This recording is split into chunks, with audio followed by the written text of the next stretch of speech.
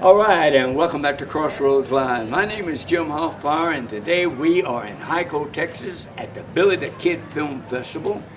And today I have the honor of sitting here with one of my heroes, Mr. Moe Headrick, and he is the winner of the featured film at the festival this year. Yes, sir. Called Headin to Mexico. Heading for Mexico. Heading for Mexico. You bet. I've been saying it wrong.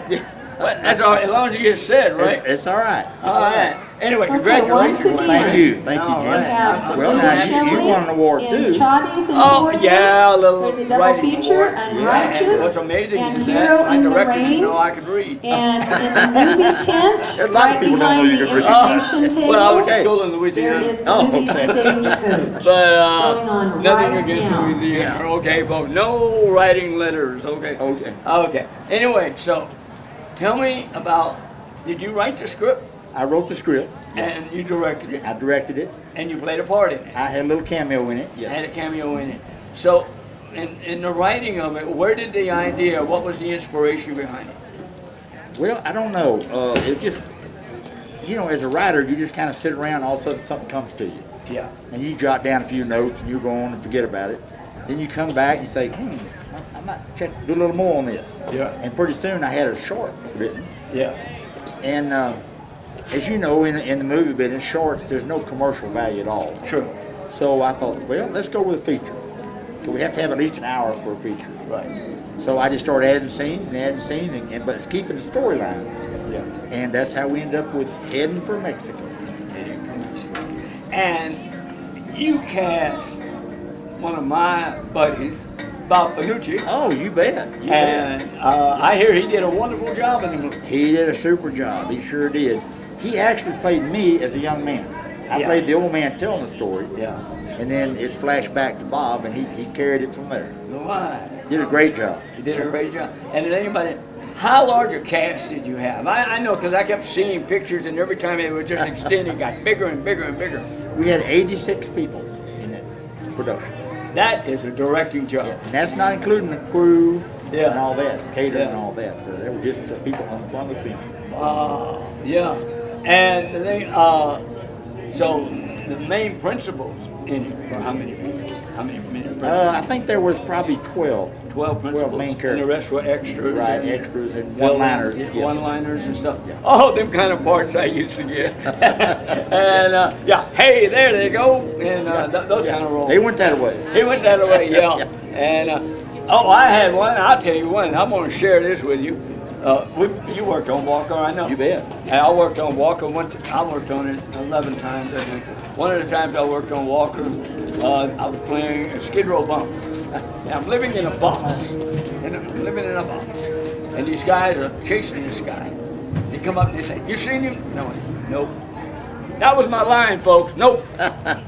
But you did so well. I did it so well. Oh. Yeah, they had me do it 100 times. Yeah. But anyway, take the folks back for those who don't know. Your first job in the film business. My first job in the film business was a wrangler on the All-American Cowboy. And I have that at home. Yes, sir. And I furnished horses for that. I met some of the stunt people. And I thought, I'm here from day after dark, shoveling horse poop. And them stunt guys come out here in a couple hours, they're gone. I thought, I want to be a stuntman. So I got in the stunt association and I did that for about 20 years. So as a stuntman, you doubled for any big name people? No, I didn't do any double work at all. Because of being a big guy, I was more the guy that they just beat up or threw through a window or knocked off a horse. I was a little guy that they beat up. And because my first experience, I talked earlier with Dean Reddick about what was on Route 66. Oh, okay. Yeah, had small name actors like, Ben Johnson. Yeah. Yeah. And Slim Pickens, those guys. Yeah. And not to forget about George Maharis and Marty Milner. But that was a great episode. It was shot out in Mesquite. Oh, really? Yeah, Mesquite Rodeo. And it was, I think 1902 when it was shot. Yeah. Yeah, but you were grown then. No, I was a little kid, So, but first major movie. First major movie was Problem Child. With Ritter? Problem Child with Ritter. Yeah. John Ritter Ritter. and Yeah. I don't know. Gosh, there was a whole bunch of people in there. Yeah, well, John Ritter was Ritter, the man. I didn't know John. I met him once. Yeah. Because I know the Ritter family. okay. And I actually met Tex. Yeah. I met Tex when I was like 9 years old. Yeah. And that's great. yeah, I was like, he came to the movie theater. Yeah. And it just turned out that I lived next door to his cousin. Okay. And so I got to meet him. Yeah, great. And but Tex Ritter, that's a deep voice, sir, And Well, John was super nice. He was just super nice. that's what I've heard. I just met him once. I didn't know him. Now I know his brother. He has a brother named Tom. Oh, I didn't know that. Yeah, he has a brother named Tom who is a lawyer. And we won't hold that against him. Yeah. He's a nice guy, really a nice guy, and I know all his folks. If you ever get an opportunity, we'll go down. I'll take you down to Carthage, Texas. Yeah, I'd love to go. That's Texas hometown. And of course, he grew up around Beaumont. Oh, really? He lived around Okay. Beaumont. And but anyway, his family. He has the Ritter family there. His friend. I got to say this. I'll give him a little plug. Tommy Ritter Smith has the Tex Ritter Museum and the Texas Country Music Hall of Fame.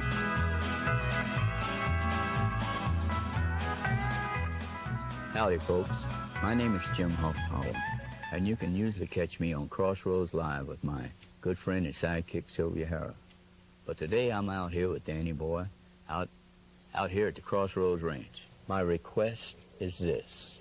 Have you signed up to be an organ donor? And have you talked this over with your loved ones so that they know your desires? That is a gift that only you and God together can give to those in need. So, till we meet again, good luck, God bless, and we'll see you at the Crossroads. Let's go, Dan.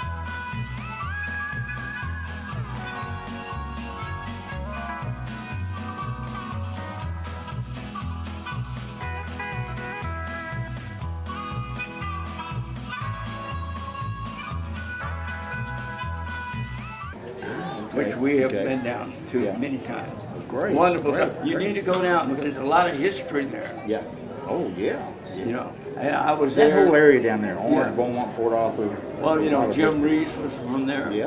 And so a lot of folks from around that part of the country. Yeah. And so I got to know something. You bet. What's next? Well, I don't know. I've got a couple of scripts, and we're kind of hashing around right now. So. Yeah. We'll be doing something after the first year. Are you going to write a part with Bob Terry? Probably so. But I got a part for you in there. Oh, really? Yeah. So. Do I get to play a bad guy again? No, I don't know. Good You'll be guy? a bad guy. You'll A be good bad guy? Yeah. All right. You start out good, but you end up bad. So. That's what my daddy said it would happen. But anyway, I'll tell you what, now that I got you here and everything, I want to share something with you. I want to, if they'll bear with me, I want to give you a copy of Hero in the Rain, which won Best Screenplay. Wow. That's great. And, well, thank you, Jim. I spent about 5 minutes writing it, and I think people know better than that. Because writing should never be called writing. It That's should be great. called That's rewriting. great. Thank you so much, Jim. Listen, while we're on the subject of giving, Oh, I've got one for you for my film, which won the best Western film in the feature film. Here's the thing. I want to give that to you. well, thank you so much, and I'll tell you what, Headin' for I Mexico. never miss a Bob Panucci movie. There you go. There you go, Bob Panucci Bob's in- movie. he's My in there. buddy, Bob Panucci. He's in there. He's in there, yes, sir. And anyway, he's sneaking up on us. I think you're back there somewhere. I think we better say goodnight. I think so. Goodbye. Anyway, thank you for being here at the Billy the Kid Film Festival, along with the Spirit of the Cowboy, and we are here, and we'll be right back with another guest coming up. Thank you, Mo. Thank you, Jim. I Thank you, brother. appreciate it. Appreciate it. You bet. God bless you. God bless you. Jim, I kind of want to introduce you to our newest film, Headin for Mexico. We filmed it entirely in Texas with Texas cast, Texas crew, Texas locations. Everything was shot right here in Texas, and we're real proud of that. We won the best feature film in the Western Division here in Billy the Kid Film Festival. It's a story about a man who was wrongly accused of a robbery. He's put in prison for 30 years. He loses his wife and child, his ranch, everything he knows, he loses. Then he picks up the Bible. And he starts reading the Bible, and pretty soon he takes the Lord into his heart. But the next day he dies. So then you think, that's the end of it, it's over. But it's not. Then we see where he goes after he dies. And it's very heartwarming. You folks are going to love it, you're going to laugh, you're going to cry. So be sure and come by and get a copy of it. You can get a copy at Facebook, Headin for Mexico. We hope you'll get a copy. You'll enjoy it for the entire family. And when this movie, have you got a release? Have you got like a distributor that you may? We don't have a distributor yet. We're looking for one right now. So if there's any distributors out there looking for a good movie. You bet. It's a feature length, so it's ready to go. All right, yeah. Music speaks a universal language and forms the soundtrack of our lives. Brings joy, hope, and healing. However, the future of music is in jeopardy. Illegal downloading and file sharing have already cost over 70,000 industry-related jobs. And the U.S. economy loses $30 million a day. Let's work together and keep the music playing. Please download and share music responsibly. To learn more, visit SaveTheMusicAmerica.org. Hello, I'm Dean Redding, and I'm here with a young man, David Jones, who's going to tell us a little bit about Alamo Village. And those of you who are not familiar with Alamo Village, if you've ever seen the 1960 movie John Wayne made down in Brackettville, Texas, called The Alamo, you'll know what Alamo Village is. So David, I know you have some plans for Alamo Village. Tell us what is in store. Well, Dean, we've been working on this project for a long time, as you know, and we're finally to the point where we can get started on it. And what we plan to do is turn that old movie set into a tourist destination. And one of the reasons is that John Wayne built that little town, and that Alamo facade and all is a complete buildings. They're not just fronts. And so it has a lot of possibilities to it. And it's on 5,000 acres. There's a lot of room. Tell us where it's located. Exactly. Well, it's located 7 miles north of Brackettville, Texas, on Highway 674, on a ranch, on the old Shahan Ranch. It's been closed to the public since Virginia Shahan, the mother and wife of the rancher, passed away in 2009. But we intend to have it open again right after the first of the year. There's a lot of restoration that needs to be done. We're prepared to do that and having people lined up to do it. But we're trying to create something out there that when people come out, and especially when they bring their kids, the kids will learn something about the cowboy way and about the Old West, and also about morals and character and things like that you don't see a lot of.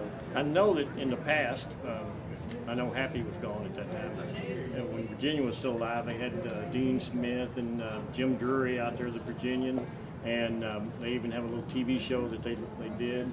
Right. And I want to tell you, back in 2012, you actually took us out to Alamo Village. I'd been out there many times, but you took us out there, and Rich Curla took us into every building. We went in every building, and I tell you what, I remember it to this day. It was a wonderful experience.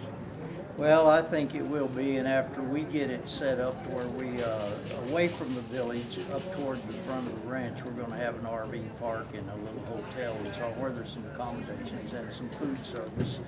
And I think that people really enjoy coming out there and spending some time. And we plan to have people like you just mentioned out there periodically to draw the public. I think that people enjoy seeing people in actors and actresses in person who they actually have enjoyed on the screen. So we're going to do that. We'll have things like trail rides. We'll have a lot of games and activities. We'll have a stagecoach running on a schedule for rides, and just a lot of things for people to do. Well, when you come into the place, it's like you drive for a long time before you actually come to Alamo Village. But if you go step out, walk in front of the Alamo Chapel itself, it makes the hair, it gives you goosebumps. It's an experience that I think everybody ought to share. Well, John Wayne hired Alfred Ibarra as his architect to design that set. And Alfred Ibarra had been one of the architects on the Empire State Building. So he was a very experienced fellow.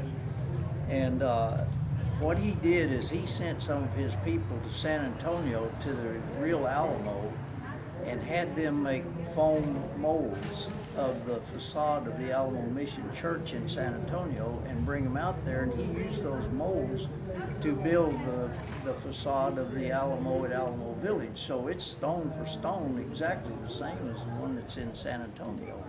The only difference is he didn't put that big hump up on top of the middle, because that Alamo at Alamo Village is supposed to represent the battle and after the battle, not after somebody had reconstructed. Well, originally, I taught Texas history in the public school system years ago, but originally the Alamo Chapel was designed with 2 towers on each side. Right. And of course that was never built, and then the roof caved in, and that's how it came to look during 1836 during the Battle of the Alamo. That's right. That's right. It was pretty much destructed in the battles. Our Alamo at Alamo Village has been 2. It's had 8 Alamo movies filmed there, and they've blown up the walls and rebuilt them and so on. But we intend to make all of that presentable back to the public. Well, it's an opportune time because they're going into San Antonio now, right, redoing a lot of the Alamo itself, right, and trying to make it look like it did closer to what it looked like back during the Battle of the Alamo. Right. And it couldn't have been a better time for Alamo Village to come into its own as well. Well, I think the 2 places enhance each other. They help each other out. Perfect vacation. Yes. Go to the real Alamo and go to Alamo Village. Alamo Village. And there's been many people from other countries and so on walk into Alamo Village and look at that Alamo and say, this must be where it really happened, because it's out there in the middle of nowhere, and like it was in San Antonio back in the day. Well, we wish you all the best, and I know we'll be there helping you out any chance we get. And we really enjoyed talking to you today, David. Appreciate that. Thank you, Dean. Thank you.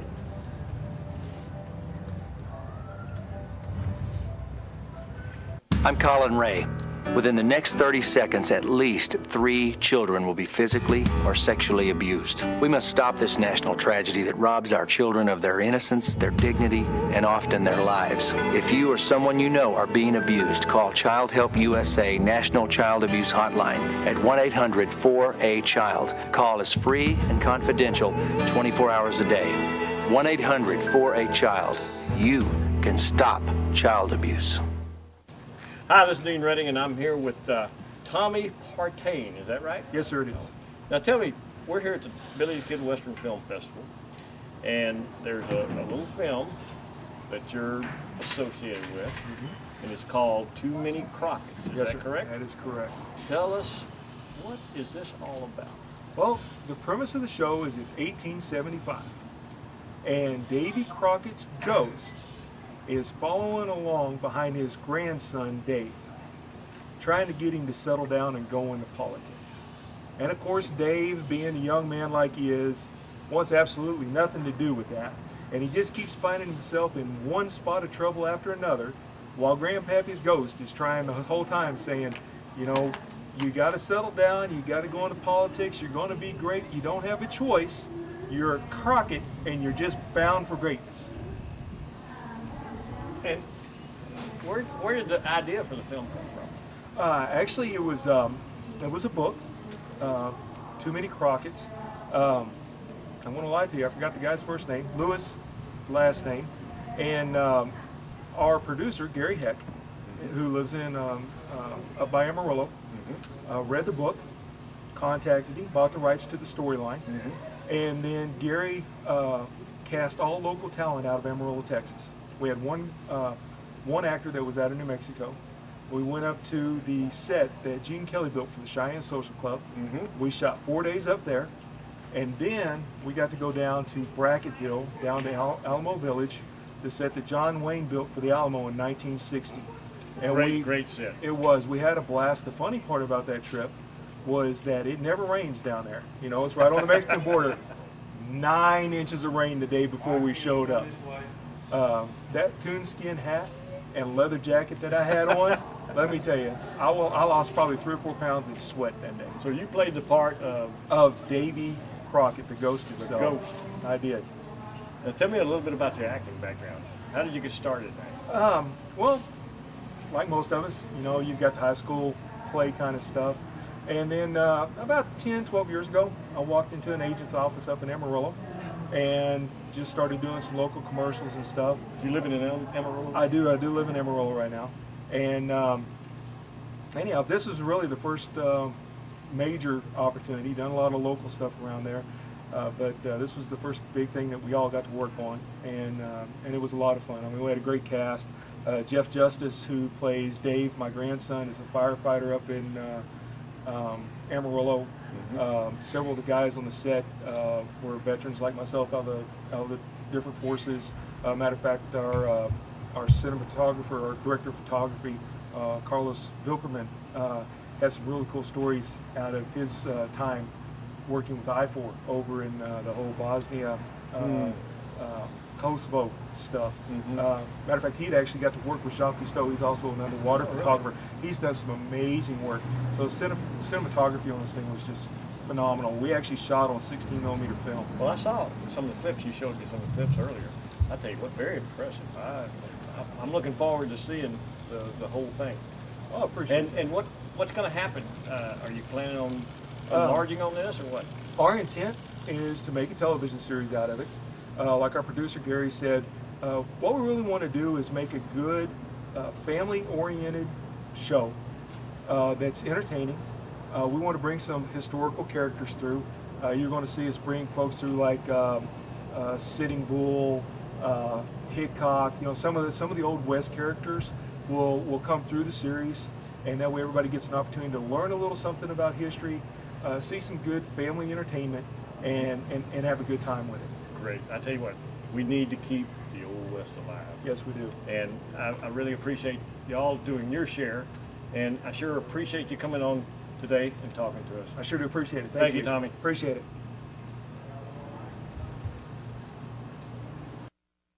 Illegal file sharing and downloading may seem innocent, but the effects are devastating. To date, more than 70,000 jobs have been lost and thousands of industry-related businesses have closed their doors. This is damaging not just to artists and writers like myself. It affects the musicians, engineers, producers, and everyday people who all work together to make the music you love. Please download and share music responsibly.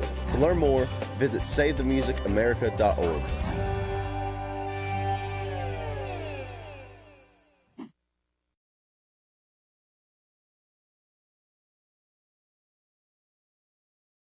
In the shower. In the Me shower. too. I I'm sing among so millions. low. So low you can't hear it. That's that's it.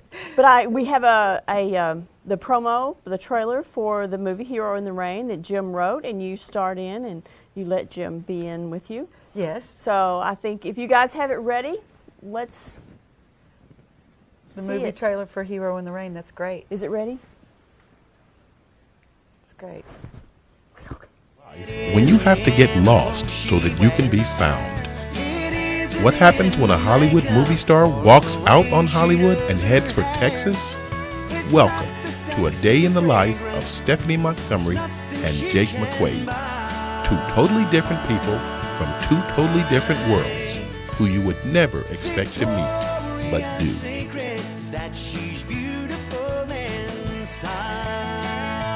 Stephanie, you signed the contract. What are you doing way out here in the middle of nowhere? Yeah. Take a good look at me and tell me what you see. Well, I'm going to have to sit next to Kevin Costner. Who? Can I have your autograph, please? Oh, sure. Stephanie Montgomery, directly from Hollywood. Victoria's secret is that she's beautiful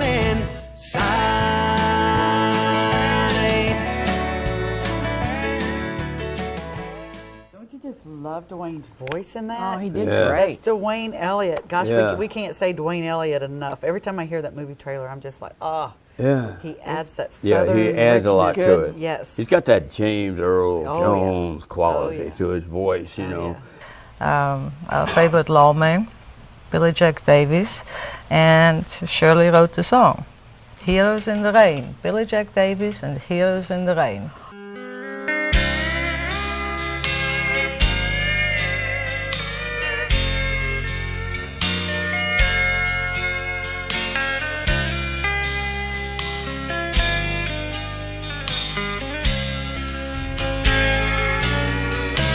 You think my smile made a rainbow over trouble. I gave tomorrow strength while you were holding my hand. But when I was weak, about to be shattered, I became strong. Just hearing how you needed me again. Don't know the times you were the first to say I'm sorry, and came to me with all your love and eased the pain. You didn't mind telling the one that hurt you I love you. Each time you rescued me and were the hero in the rain. You were the hero in the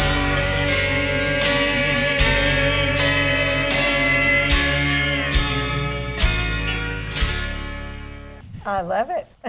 Awesome. We are all students in the School of Big Storms. We have learned what happens when governments, families, and communities aren't prepared for hurricanes. Now, scientists say a changing climate may mean more frequent and violent storms, and we need to act before the next big storm hits to prepare and protect families and communities and restore the natural defense system, the wetlands and forests that protect us all from high water and winds. Together we can do it. Learn how. So, till we meet again, good luck, God bless, and we'll see you at the Crossroads. Let's go then.